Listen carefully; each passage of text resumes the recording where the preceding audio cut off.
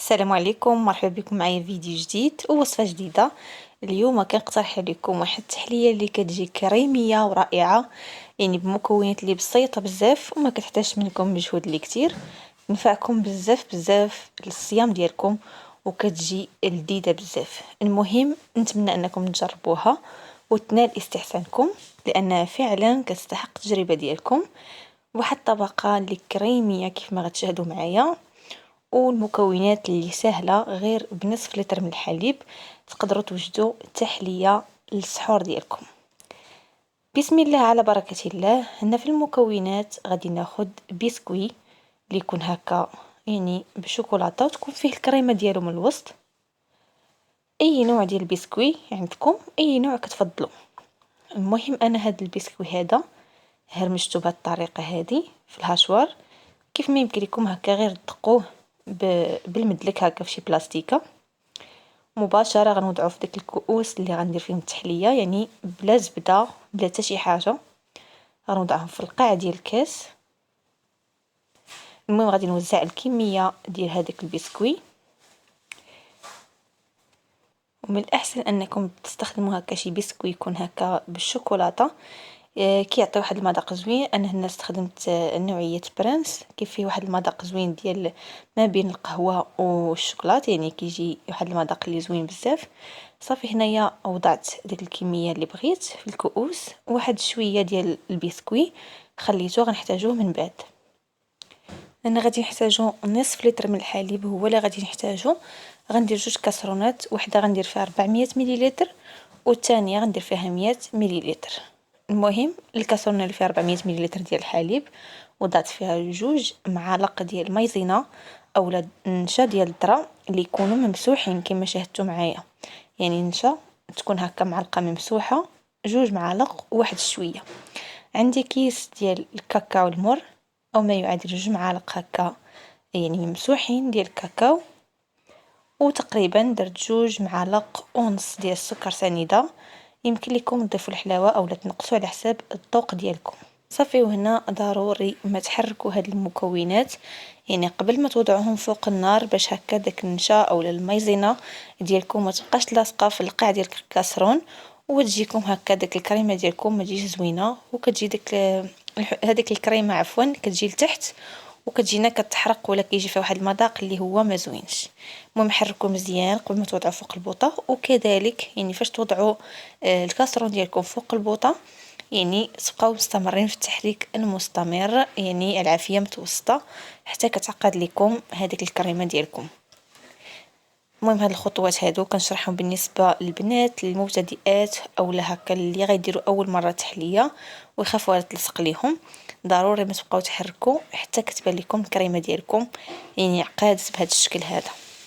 وفي نفس الوقت يعني كتخليوها كتغلي غير واحد شويه شي 3 ثواني هكاك وكتطفيو عليها البوطه. هنايا ضفت واحد 3 القطع ديال الشوكولاته.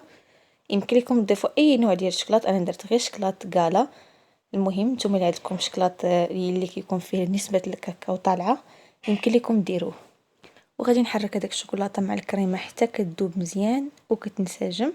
عاد غادي نبدا كنفرغها فوق داك البسكوي يعني في الكؤوس ديال التحليه.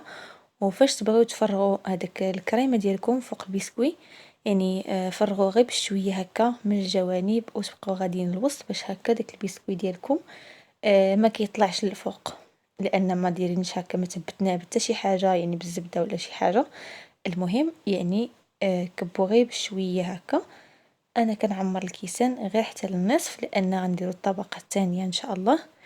غنحتاجوا ليها داك 100 مليلتر ديال الحليب، وغنضيفوا ليها كيس ديال السكر فاني ومعلقه يعني تكون هكا ممسوحه يعني ديال النشا الذره او المايزينا.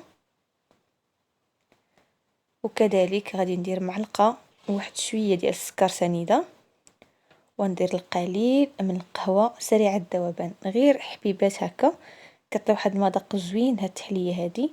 المهم غنحرك كذلك المكونات يعني قبل ما نحطهم فوق البوطه مزيان، عاد غنوضعهم فوق النار مع التحريك المستمر. المهم بالنسبه لديك الطبقه الاولى يعني ديال الشوكولاته اللي درنا في الاول، راه كبيتها في الكيسان وخليتها واحد شويه حتى جدات ودخلتها للثلاجة تشد راسها شوية باش غنديرو عليها هاد الطبقة الثانية ديال القهوة.